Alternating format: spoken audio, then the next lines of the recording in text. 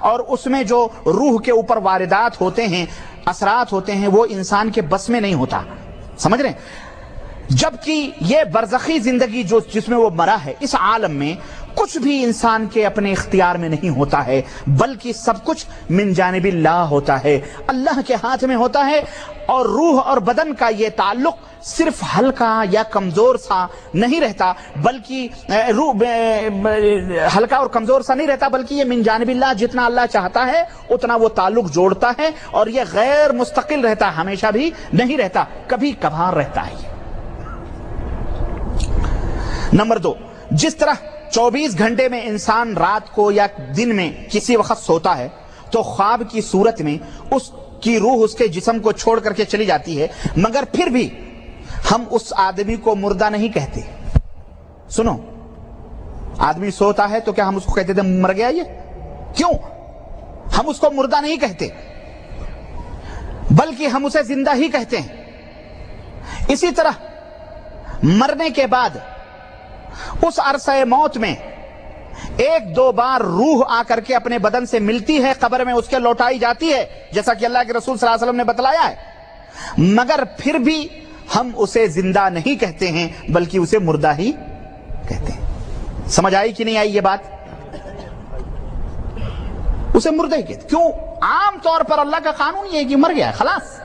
اب وہ کبھی کبھار استثنائی شکل وہ آگ آتی ہے، اللہ رب العزت کرتا ہے، تو وہ بن جانب اللہ ہوتا ہے، اس کو ہم زندہ نہیں کہیں گے، اس کو ہم مردہ ہی کہیں گے. نمبر 3، پھر جس طرح سے خواب کی حالت میں روح کے بدن کو چھوڑنے کے وقت بھی حقیقتاً زندگی کے آثار سونے والے پر غالب رہتے ہیں. وہ روح چلی گئی لیکن ایک آدمی سویا ہے تو زندگی کے جو آثار ہیں اس جسم کے اوپر غالب ہیں، یعنی موجود ہیں. اکثر یہی ہے کہ وہ زندہ ہے. اسی طرح سے اس عرصہ موت میں جب روح اپنے بدن سے آ کر کے ملتی ہے، ملاقات کرتی ہے، تو اس ملاقات کے دوران میں اس میت کے اوپر موت کا عرصہ غالب ہوتا ہے، موت کے آثار غالب ہوتے ہیں، زندگی کے آثار بڑے ہی کم رہتے ہیں. نمبر 4، اسی طرح جس طرح کی خواب میں روح دکھ اور سکھ اور رنج و الم، راحت اور خوشی سے دوچار ہوتی ہے اور کبھی کبھی اس کے اثرات بدن پر ہمارے نمودار بھی ہوتے ہیں، اسی طرح اس مرنے والے آدمی کا جو موت کا جو عرصہ یا موت کی جو مدت ہے، اس میں روح کو عذاب و ثواب ہوتا ہی ہے، تاہم اس ملاقات کے دوران اس کے اثرات اس کے جسم کے اوپر بھی قبر کے اندر بھی ظاہر ہوتے ہیں، اس کے اوپر وارد ہوتے ہیں. سمجھ آئی کہ نہیں آئی؟ اور یہی عذاب قبر کی حقیقت ہے، یہی عذاب قبر کی، سمجھو اس کو. اور اگر نہ سمجھے ہو تو دوبارہ یہ کیسٹ لے کر سمجھ لینا بیٹھ کر کے، انشاءاللہ مکمل طور پر یہ بات سمجھ میں آ جائے گی. اللہ وحدہ لا شریک نے اسی لیے ارشاد فرمایا، النار یعرضون علیہا غدوا وعشیا ویوم تقوم الساعة ادخلوا آل فرعون اشد عذاب، کہ صبح و شام ان کے اوپر جہنم کی آگ کو پیش کیا جا رہا ہے، اور جب قیامت کا دن ہوگا اللہ فرمائے گا آل فرعون کو سخت سے سخت عذاب کے اندر ڈال دو. اس آیت کریمہ سے ہمیں چند باتیں معلوم ہوئی. نمبر 1، صبح اور شام کے الفاظ سے یہ بات ہم کو معلوم ہوئی کہ دن بھر میں 1 یا 2 بار عذاب ان کافروں کے اوپر پیش کیا جاتا ہے، ہمیشہ نہیں بلکہ 1 یا 2 بار عذاب پیش کیا جاتا ہے. یعنی روح اور بدن کا جو ملاپ ہوتا ہے وہ مسلسل قبر میں نہیں رہتا ہے، بلکہ کبھی کبھی وہ روح آ کے بدن سے قبر کے اندر ملتی ہے. ورنہ کافر، یہ جو فرعون کافر اور ظالم تھا، یہ آیت کریمہ فرعون کے بارے میں سمجھ رہے، یہ تو اتنا بڑا کافر اور ظالم تھا کہ اس کو تو سخت سے سخت عذاب قبر ہی کے اندر دینا چاہیے، لیکن اللہ فرماتا نہیں، صبح اور شام یہ عذاب ان کے اوپر پیش کیا جاتا ہے. ٹھیک ہے. نمبر 2، ہمیں اس آیت کریمہ سے یہ بھی معلوم ہوا کہ انہیں صرف عذاب پر پیش کیا جاتا ہے، جس کا مطلب یہ ہے کہ جس طرح خواب کے اندر خوشی اور غم کے اثرات ہمیشہ مکمل ہماگیر نہیں ہوتے، اسی طرح قبر میں بھی جو عذاب یا ثواب کے اثرات ہوتے ہیں وہ انسانی بدن پر ہماگیر یعنی ہمیشہ نہیں رہتے.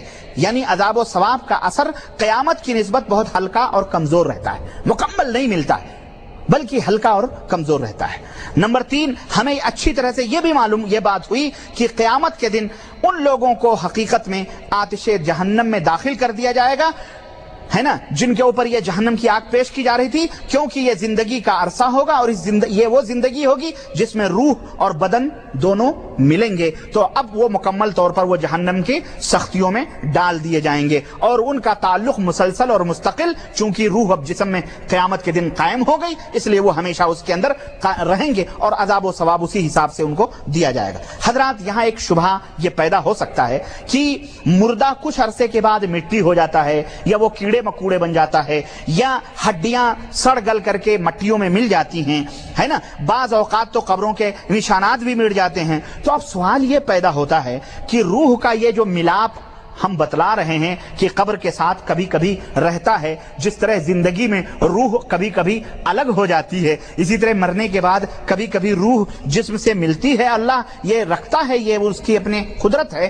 تو پھر جب آدمی مٹی ہو گیا یا اسے کیڑے مکوڑوں نے کھا لیا, ہڈیاں سڑ گل گئیں, تو پھر یہ روح جو آ کر کے ملتی ہے یہ کس چیز سے ملتی ہے, کس چیز سے ملتی ہے کہ نہیں؟ اور پھر ایک ایک قبروں میں 10 آدمی 20 آدمی دفن کیے جاتے ہیں, سب کی مٹیاں آپس میں خلط ملط ہو گئیں. تو یہ کیا ہوا آخرکار, یہ کیسے ہوتا ہے؟ اور یہی نہیں بلکہ بعض لوگوں کو تو درندے کھا لیتے ہیں, کسی کو شیر کھا لیتا ہے, کسی کو مچھلیاں نگل جاتی ہیں. تو پھر یہ جو قبر ہے, یا یہ جو, اور پھر وہ مچھلیاں بھی مر جاتی ہیں, پھر وہ درندے بھی مر جاتے ہیں کھا پی کر کے, ہے کہ نہیں, ان کو بھی موت آتی ہے, پھر وہ بھی مٹی میں خلط ملط ہو جاتے ہیں. تو پھر سوال یہ پیدا ہوتا ہے کہ یہ روح کس سے ملتی ہے, کن جسم کے کس حصے سے آ کر کے ملتی ہے کہ نہیں؟ ایک طرح کا شبہ ہے یہ. آؤ میں تمہیں بتاؤں, بڑا ہی یہ پیچیدگی ہے. اب آئیے میں آپ کو بتلاؤں. عمومی طور پر تو یہی ہوتا ہے. اچھا, جب ہم یہ سوچتے ہیں تو ہمارے دماغ میں عجیب و غریب پیچیدگیاں پیدا ہو جاتی ہیں, اور آخر میں یہی نتیجہ نکلتا ہے کہ انسان کی لاش مٹی میں مل کر مٹی کے ذرات ہی کے اندر جب وہ تبدیل ہو جاتی ہے, اور عمومی طور پر یہی ہوتا ہے. لیکن ایک بات میں آپ کو بتاؤں کہ عام طور پر تو یہی ہوتا ہے کہ مٹی میں ہمارے جسم سب کچھ مل جاتے ہیں, لیکن اس کے اندر بھی کچھ استثنائی شکل ہے. انبیاء علیہ السلام کے جو جسم ہیں, انبیاء علیہ السلام کے جو بدن ہیں, اللہ کے رسول صلی اللہ علیہ وسلم فرماتے ہیں کہ اللہ نے زمین پر یہ حرام قرار دیا ہے کہ وہ انبیاء علیہ السلام کے جسم کو کھائے, اس لیے انبیاء علیہ السلام اس کیٹیگری سے باہر ہے.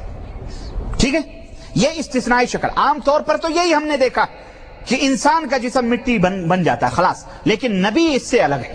ایک تو یہ, تو یعنی ان کا جسم یہ مٹی نہیں ہوتا ہے.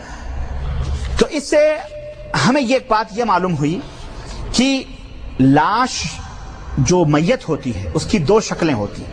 ایک تو اس کی ابتدائی صورت ہوتی ہے, ابتدائی صورت یعنی وہ میت, وہ لاش تر و تازہ ہوتی ہے, اور قبر بھی تر و تازہ ہوتی ہے, اور قبر کے اندر اس کو دفن کر دیا جاتا ہے. پھر قبر کے نشانات بھی بعض لوگوں کے قائم و دائم رہتے ہیں. ایسی حالت میں اللہ وحدہ لا شریک نے, آپ لوگ اکتا تو نہیں رہے بھائی؟ ہاں, بس میں نتیجے پر پہنچ رہا ہوں, بالکل آخری, ہاں